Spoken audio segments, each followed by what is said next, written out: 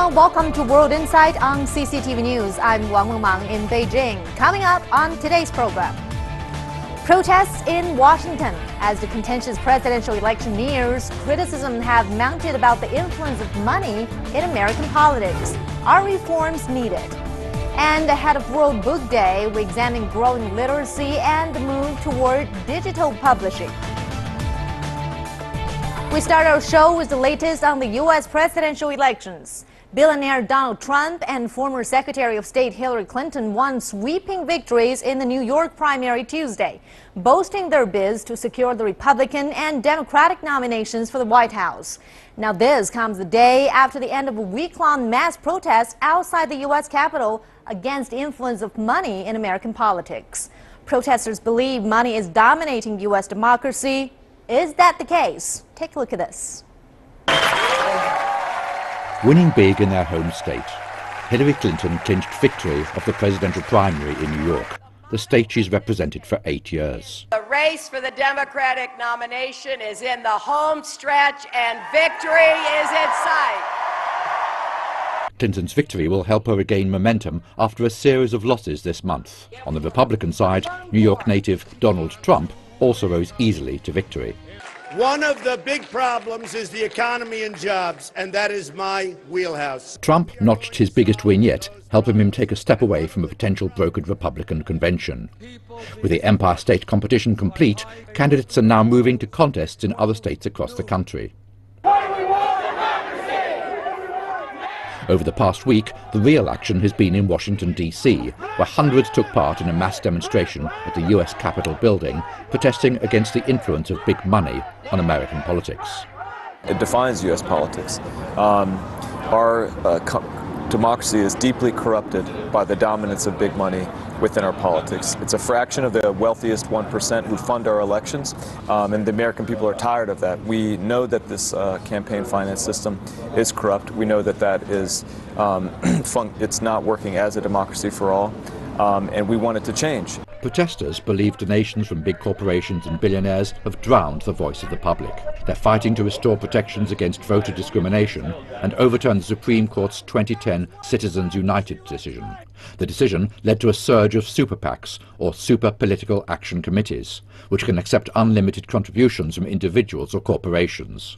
Super PACs have absorbed more than $600 million this election cycle, with more than 40% of the donations coming from 50 highly wealthy families. Candidates have little time to take a pause from campaigning, and with their eyes on the big prize, it's unclear whether they will address the demands of the people protesting on Capitol Hill. And now for more on the U.S. presidential primaries, we're joined in our Beijing studio by Mr. Rick Dunham. He's co-director of the Global Business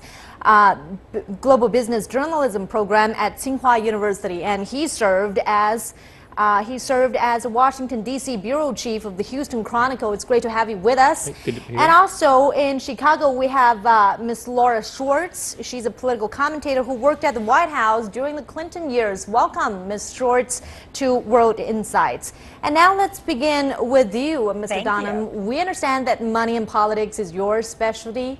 And now talking about the primaries in New York, we know that Donald Trump and Hillary Clinton, they have become even closer to secure their nominations. So Trump confidently declared that his rivals have now been mathematically eliminated.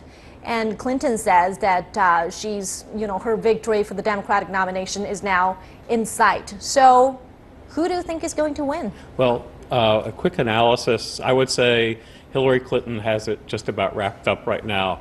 There's almost no way Bernie Sanders can get enough delegates to get to 50% plus one, which is what he would need. And he can continue battling along the way. He can continue to rack up delegates and have some influence at the convention. He's not going to win. On the Republican side, Donald Trump is half right. It's almost impossible, if not completely impossible, for one of the other two candidates to get a majority of votes before the Republican convention in Cleveland. But what he doesn't say is he still needs 58% of the rest of the delegates that are open for selection to win, because the party establishment is going to try to stop him. Their problem is they don't have a candidate. They don't like Ted Cruz, who's the #2 candidate, and John Kasich, the #3 candidate, just hasn't shown any electoral muscle. Now let's get Ms. Schwartz insights. Is it too early to tell the fate of these two frontrunners? You know, just like Rick was mentioning, it really comes down to math. And last night we saw two things at play in the state of New York with the giant primaries that were hosted there. It's the momentum that the candidates can get off of that. Obviously, that's Donald Trump and Hillary Clinton. And it's the math and racking up those delegates. Right now, Bernie Sanders, coming into last night, Hillary Clinton's opponent, had to win all the rest of the states on the calendar by at least 13 percentage points. Now he'd have to win every state by nearly 15 percentage points. And right now, Hillary Clinton is favored to win, like the states next week, for example, that are up for their primaries. So it really becomes this mathematical equation. Now, the Bernie Sanders team is going to argue that they will stay in to the end because they show themselves as beating the Republican nominee, whether that be Donald Trump, Ted Cruz, or John Kasich. The problem with that analogy is that all of those same polls show Hillary Clinton beating the Republican nominee as well. So for them to make an argument to have the Democrats go into a contested convention, it's a much harder argument to make. Now, Hillary Clinton's ahead of Bernie by about 2.5 million votes, as well as delegates. And I think that's an important line to draw. Back when Hillary Clinton was fighting very hard Barack Obama for the nomination, she led in popular vote, but she didn't lead in the delegate vote. And so I think she has more on her side this time. And for the rest of these primaries that Bernie Sanders will compete very ferociously with her, I believe they have to start looking at bringing the Democratic Party together so that when Hillary most likely becomes the ultimate nominee, they're strengthened by this process, not hurt by the process. And now let's get to the focus of our discussion today, money and politics. We know that presidential campaigns are always very expensive and there's always big money involved. And now there are concerns that money is dominating the U.S. democracy. So people are protesting, demanding the powers to be returned to their hands. And however, it seems very difficult to cut up the ties between money and politics. How complex are their relations? Well, let's talk about presidential elections. We've gotten to the point where only three kinds of people can run. If you're a billionaire and you can fund your own campaign, that's the easiest way to run, like Donald Trump. The second way is if you have a wide basis of support in the business community, so you have a large number of people giving you large contributions, or with your super PACs, your allied political action committee, some of those 50 billionaires who have given such a huge amount of money this year. The third way is the way Barack Obama and Bernie Sanders have done it, which is a lot of small contributions. It's the hardest way. And really in recent American history, they're the only two candidates who've been able to get small contributions to be competitive with the others. Right. And Ms. Schwartz, what do you think is happening here? Well, I think it's a system that both sides of the aisle have talked about changing in the future. It's been very difficult to make inroads.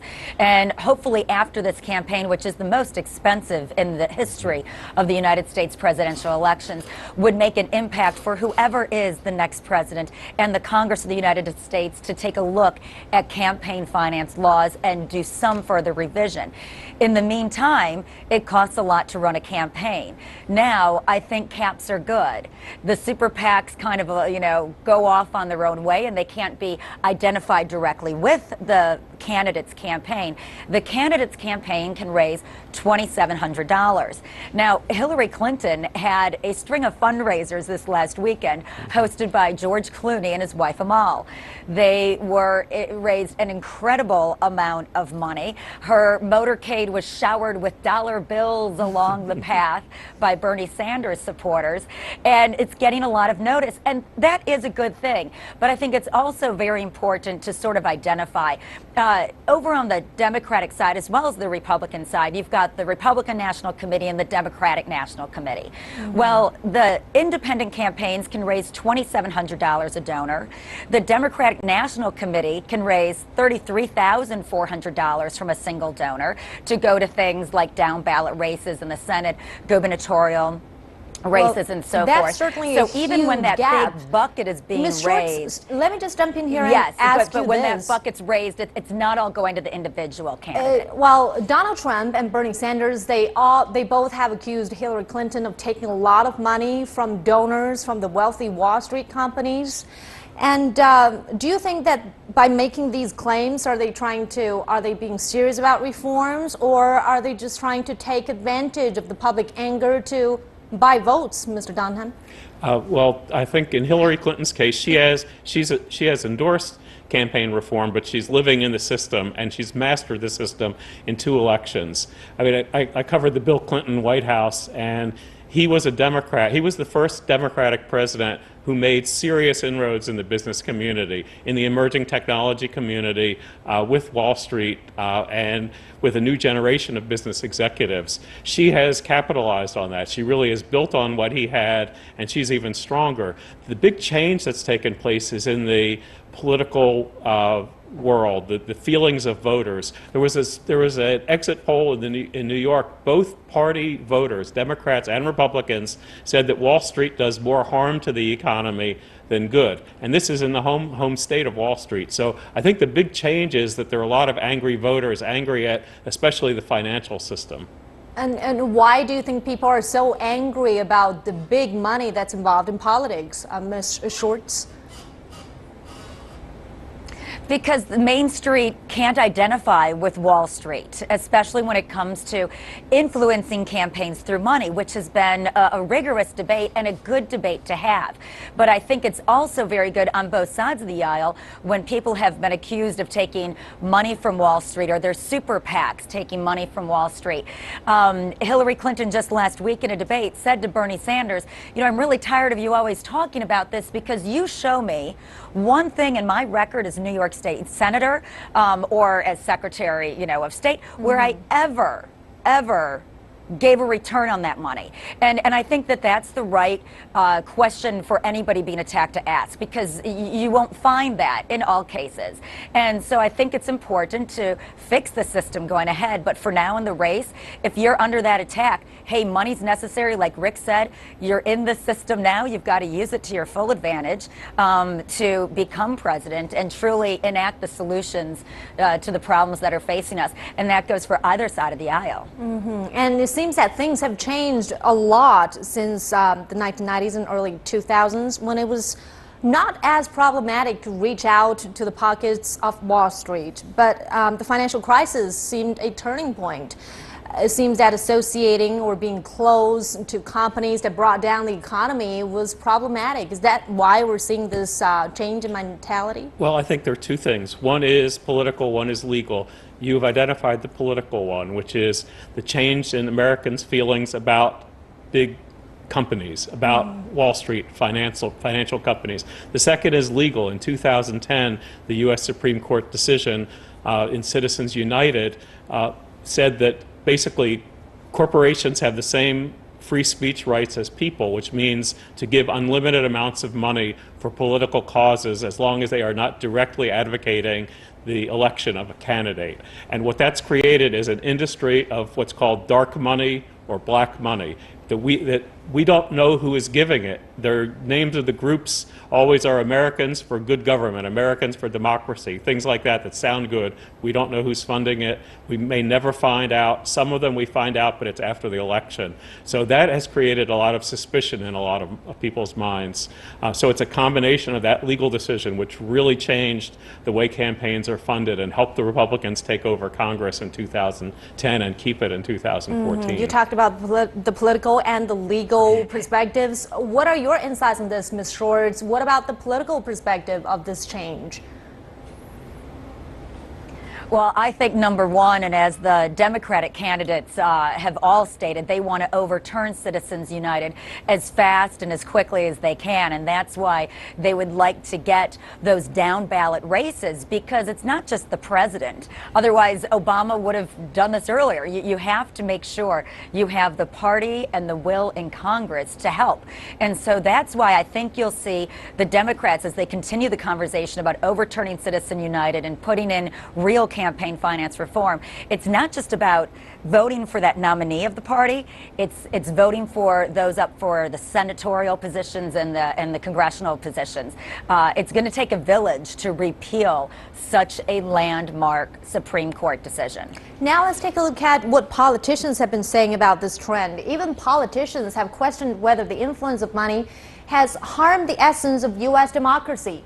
Former U.S. President Jimmy Carter called the campaign process for getting a presidential nomination an oligarchy with unlimited political bribery, saying it made possible a subversion of our political system as a payoff to major contributors. So, Mr. Dunham, do you agree with what President Carter said? To what extent will contributors benefit? Well, I think Jimmy Carter has good points. I think Bernie Sanders has good points. I think Donald Trump has good points about money influencing things. You have to, again, divide this one up between the money that's given to elect you and money that is given to influence in Washington. I think money that's given to candidates doesn't always win. Hillary Clinton got more money from big companies against Barack Obama, but lost 8 years ago. But it has a serious impact on legislation, on getting things passed or on killing legislation. Just look at what happens with gun legislation in the United States, or really more realistically what doesn't happen. I mean, a massive majority of Americans are in favor of certain limits and restrictions on gun ownership, but nothing will pass.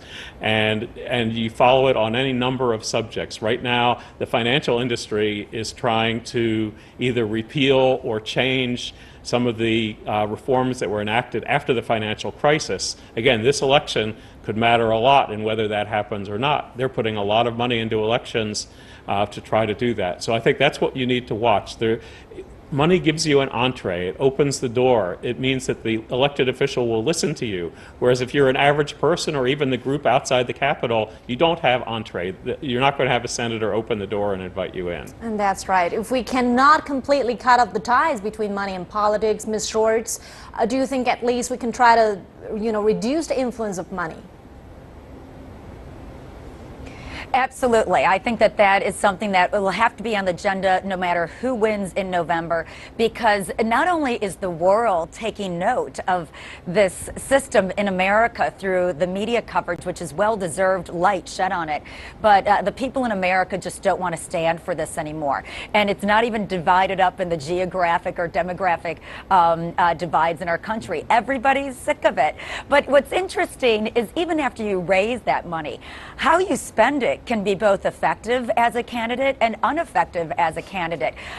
Donald Trump spent only, I think it was $68,000 in the New York primaries. Bernie Sanders spent $6.8 million. $3 million less than Hillary, and he still lost. And so it's a very interesting dichotomy. When you look at these campaigns, once they get the money, are they spending it effectively? And I think you have to be cognizant of that in any business decision or political decision as well. Well, whoever will win the race to the White House, do you think there's enough incentive for politicians to seriously launch reforms in this regard? I think the status quo wins unless there is massive public outcry. The biggest challenge for reform, whoever wins the next election, if they're in favor of it, is that the leader of the Senate Republicans, Mitch McConnell, is the leading opponent of campaign finance reform. He does not believe the government should step in with any kind of limits, and he's even against greater disclosure of contributions that are made that are in the dark money category. And if Republicans have more than 40 senators, and right now they have a majority, they can block just about anything. So I think the biggest challenge is going to be to mobilize the public to convince some of those wavering Republicans, or to have a President Trump who will work with Democrats to create a majority to get it passed. Right. Now, as the election stretches on, of course, more money will be spent in the race to the White House. Thank you so much, Mr. Rick Dunham, for insight on this. And we'd like to thank Ms. Laura Schwartz joining us from Chicago. Appreciate her insights. All right, so stay with us here on World Insight. We've got our final segment coming up. Ahead of World Book Day, we take a look at literacy and the move toward digital publishing, both in China and elsewhere. Stay with us.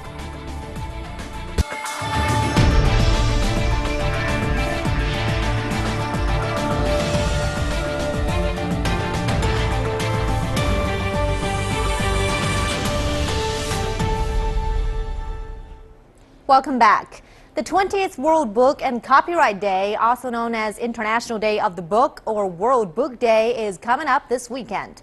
The yearly event is organized by UNESCO to promote reading, publishing, and copyrights. Now, in this internet age, digital reading has become a big trend worldwide. A rapid increase in e-book publication has become hand in hand with the growth of e-book device sales. Physical paperback books or e-books, what is your preference? An old habit in a new era. This Saturday marks the 20th World Book and Copyright Day, which is celebrated annually by UNESCO to promote reading habits and publishing. In an era of widespread internet and mobile devices, the popularity of paperback books has fallen. More and more people now turn to e-books instead of traditional physical books. This reading trend has driven more publishers into e-book publishing. The latest e-book survey of publishers reports that as of 2012, 4 out of 5 publishers produce e-books. In China, digital reading is also becoming a staple. In an annual survey released recently by the Chinese Academy of Press and Publication, the percentage of Chinese adults who read digital books has more than doubled, from 24.5% in 2008 to 58.1% in 2014. Meanwhile, Chinese are also spending more of their day reading on mobile phones. Compared with 33 minutes per day in 2014, that figure increased to more than 60 minutes each day in 2015. The survey also shows, among all mobile phone readers, more than 87% read via the popular app WeChat. Our reading habit has really changed in the past decade. It used to be very private, but now reading has a social element.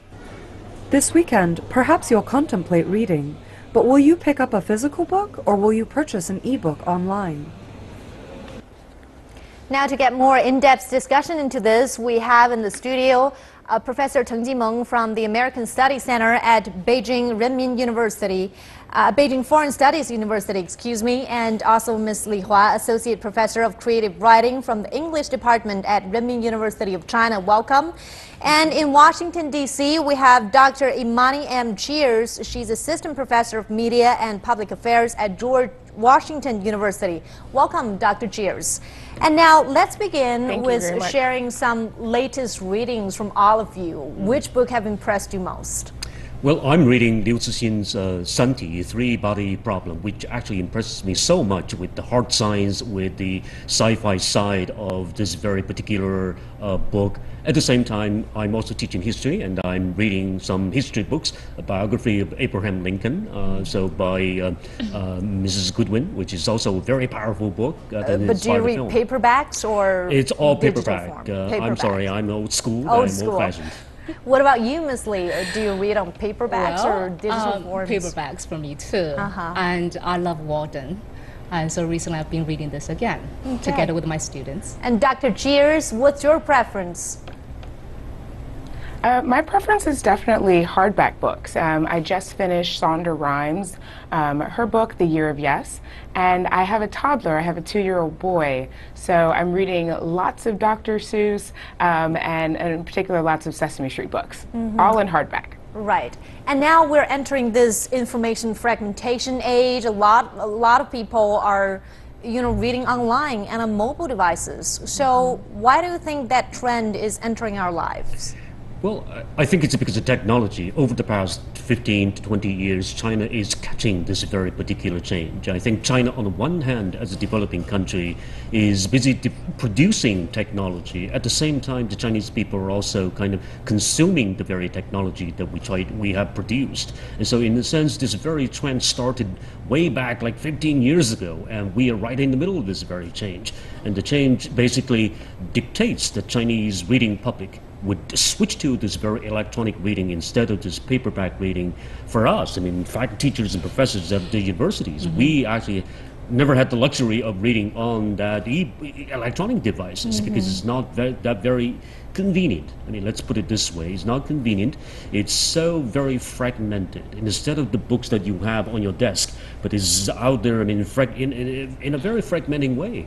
Fragmentation is one disadvantage you think reading online is, but what are the advantages do you see coming from reading online? Definitely, I think convenience, and it's fast. It's easy, it's simple, and also I think people have different needs.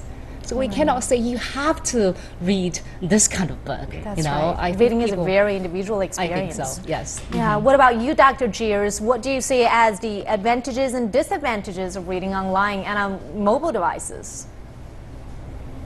Well, I definitely would have to agree with my colleagues in the studio there. I think it's really important for the not only convenience, but how compact these devices are. I also have a Kindle, and though I love hardback books, it's really nice to be able to, say, for example, when I'm going on vacation, to be able to have 4, 5, 6 books and a host of other magazines all on one device. It's just making it so compact. It's so easy. It fits in my bag or a purse, and it's just really, really nice to have truly a number of options for you at the swipe of your finger. I do think some of the disadvantages of having the opportunity to read online as well as utilize mobile devices, iPads, Kindles, and things of that nature, is that you really sort of take away, publishing from like hard books.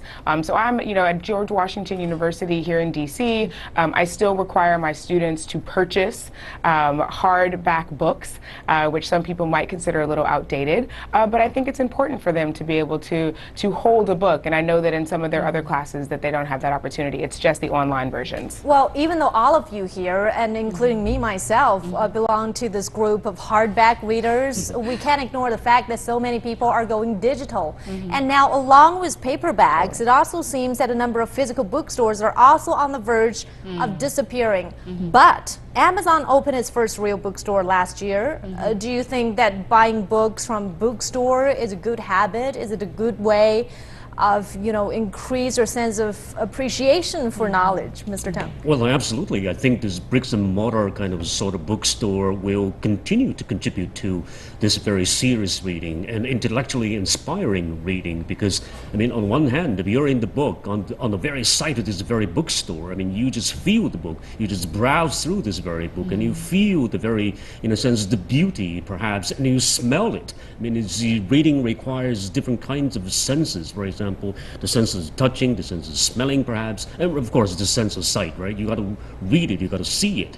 And electronic reading doesn't provide the pleasure of reading. For example, reading in China has a long history since ancient antiquity, because when you are reading, you have to find the margins, and you write on the margins your own comments, right? And you underline those very lines which are beautiful, right? And so there's a pleasure in reading hardback books, but in electronic books, you can't do it. Right. So you simply have the pleasure is gone. And I could tell that Ms. Lee is sharing your experiences in the brick and mortar bookstores. What about you, Dr. Jeers? Do you buy books online or from bookstores? I do a combination of both. So I am a member of Amazon Prime. So of course, for convenience sake, Amazon does get a lot of my business. Recently, a Borders in my community closed. That was also nationwide in the U.S. A number of Borders. The company did go bankrupt about 2 years ago. We still do have a Barnes & Noble bookstore, and I like to go there often, in particular with my son. And it's just a really great time for us to, he gets to explore a number of books, and we also go to the library a lot. It's a really great place to still engage and get young people really involved in reading. I think that's so important. As an educator, it's really critical for me that I make sure that myself, my family, and then of course my students, I promote reading. My own personal goal is to read a book a month, and I definitely plan on getting most of those from a brick and mortar store. So you read a book a month, and now we have this latest figure from a survey published by the Chinese Academy of Press and Publication. Chinese people read about 8 books per capita last year. Does that figure surprise you? It does. That's kind of astonishing in a sense that we have such a big population here in this country, 4 billion people, and almost like 1/3 of the population are supposed to be well educated. I mean, so if you look at the adult literacy here in China, is 94%. And so it's a high proportion of the population who can read and write, but then the sad story is that they stop reading. And the stop reading phenomenon, to me, is so very much kind of represents such a big decline in terms of our education. As an educator, I see it as a very, very sad phenomenon. And secondly, I think it is also because of this very rapid economic change. People get busy, and you just cannot require people to sit down at a table There and are all read. sorts of excuses saying that I don't have time, That's right, that's I'm right. engaged in other things. Well, it's a hard fact. I mean, people are busy and people are actually on the road oftentimes.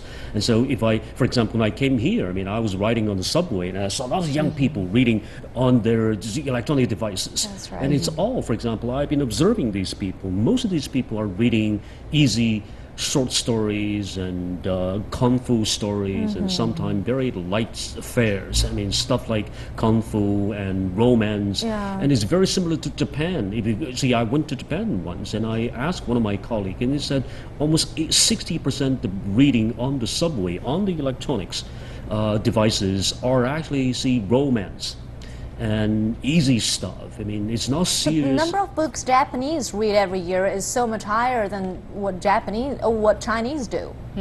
Right. Well, but And I mostly mean, cartoons and all that kind of Japanese mangas and that sort of story. I don't think it's serious reading. I mean, and in fact, there's a survey already done that readings on subways, reading on electronic devices are not serious reading.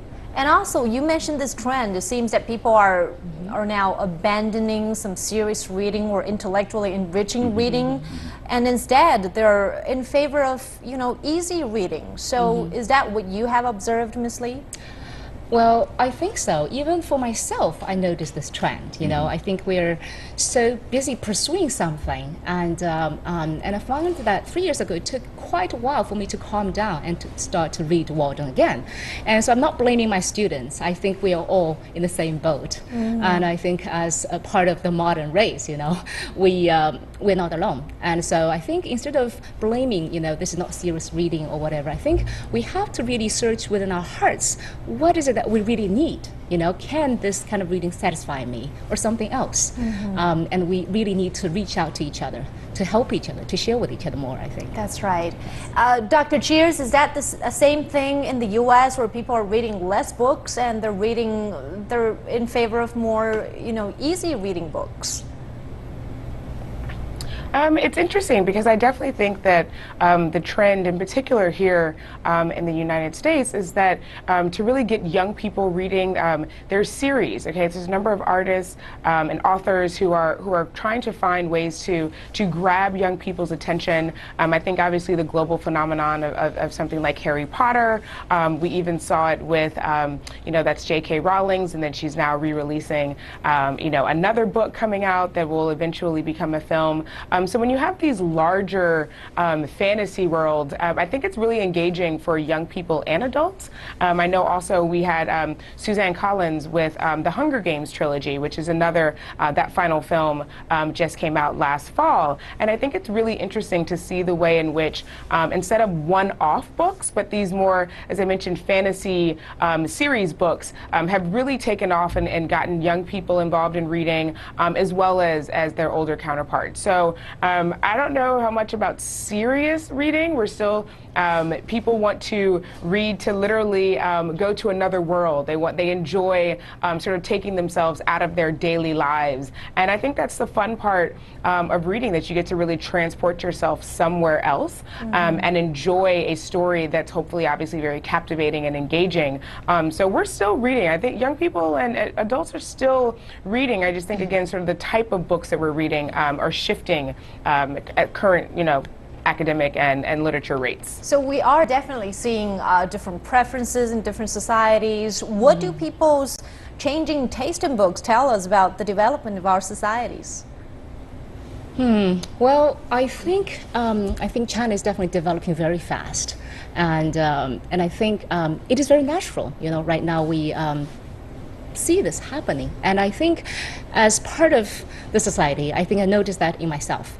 And I think I asked myself, so what are the essential facts in my life? What are the things that I really care about? And so that's why I think I went back to Walden again, the book I started to read some 20 years ago. And I found, again, it speaks to me much louder even than 20 years ago. And then again, I found this is what I truly wanted, and back then, 20 years ago, and now, and even maybe 20 years later. And so I think, society is changing, things are changing, but the essential facts of my life never changed. But this takes a while for me to find out. Right. Is reading still a source of inspiration to you? Well, absolutely. I think in China, especially at the present stage, a country, basically crazy on the path of, on the part to search modernity and modernization. Yes. People tend to look far beyond what we have. On the one hand, for a professor at the university, we want to see what are the facts, the basic facts about myself. On the other hand, there is also this increasing segment of the population that wants to look beyond what we have right now. And so that's why sci-fi, science fiction can be very popular among young people, especially the 90s and even the millennium generation here in China. They try to see what beyond under their nose. They try to search for a vision about this future China. And so in this case, I think that with the younger reading public, there's always a trend to look beyond and try to read something that provide a futuristic vision about this very country and futuristic view about this very country. And I see it as a kind of interesting trend. Right. And now let's take a look at the current situation of the Chinese literature. Chinese literature has received global recognition in recent years. Mo Yan won the 2012 Nobel Prize for Literature, and Liu Cixin's science fiction novel, The Three-Body Problem, won the 2015 Hugo Award for Best Novel. And this year, Cao Wenxuan has been given the Hans Christian Andersen Award, the highest international recognition given to an author of children's books. So now, our panelists, do you think that this increasing sense of recognition for Chinese literatures will help rekindle the Chinese people's passion for reading? I think reading transcends all these national boundaries. It is an international thing. I think whether Chinese literature is recognized by the world or not, personally, I don't think that is so important. I think the world belongs to all the people, and I think as people who understand English and other languages, I think we need to embrace different books from different nations, from Russia, from Spain, from different countries. But of course, as a Chinese citizen, I feel very happy that our literature is being more and more recognized. Yes. But I think we really should have a heart that is willing to embrace all the world literature. Yeah. Now, Dr. Cheers, what are your views on Chinese literature winning more recognition on the world stage? I think it's very exciting. I think what winning some of these prestigious awards, as you just mentioned, really just opens up truly the world to these phenomenal authors and their work, and that always is a good thing. So for here in the U.S., it just really allows us to become more engaged with Chinese authors, and that definitely rises their notoriety. But it's exciting. And it's unfortunate on the one hand that you know about these authors because they win these awards, and not just for the kind of strength of their work, but it's a great acknowledgement. It's a phenomenal acknowledgement. It's a tremendous honor. And it's really exciting because now on a global stage, we get to be aware of their incredible work. And now, just as we mentioned, this weekend will mark World Book Day, and the Chinese government's last year was to encourage a love for reading in all our people, building a reading society, and improve the overall caliber of the population. Are we there yet? Well, we are getting pretty far, I think. I think especially when this very government authorities are involved. China is so very different, I think. China is so very different in the sense that China is perhaps the only country with lots of institutionalized agencies out there helping to promote reading and learning society, or perhaps a learning-oriented society. For example, China has the only nationwide and government-orchestrated sort of writers association, which has all kinds of writers, put together within this very umbrella organization, such as Mo Yan and Tianing and Wang Anyi. All these great writers are actually belong to this very organization, and they keep producing. They're steady publishers. Secondly, there are also literary awards, literature prizes available to these great authors that stand out quite a bit. And lastly, I think there are also nationwide library networks. Look at the National Library here in China, right? There are also great libraries out there down in second and third tier cities. All these actually combined, all these efforts combined actually can, in a sense, contribute tremendously to the making of this very kind of reading and reading enthusiasm to me. At the same time, I think there are also this PPP kind of a model, the public-private partnership. In this case, I think such as bookstore. Dangdang opened also this kind of bricks and mortar bookstore last year. It helped once again to promote this reading culture. The general reading public. They also organize a kind of reading club where people can meet, readers can meet authors, and have this kind of author-readers Q&A sessions, which is also something I see at the Barnes & Nobles, even some of these book clubs in New York on campuses. Right, a lot of initiatives from the government, from the institutions, and now probably individual families also have a role to play here. Well, we'd like to thank our panelists here. We'd like to thank Professor Teng Jimeng, Ms. Li Hua, and also Dr. Cheers joining us in the U.S. Thank you so much for your insights. Thank you. And that's all we have for today. If you'd like to see more, you can visit our website. Just type World Insights CCTV News into your search engine, or check out our YouTube channel. From me, Wang Mengmeng, and everyone at the World Insight team, thanks for watching, and tune in again next time for more insights from across China and around the world.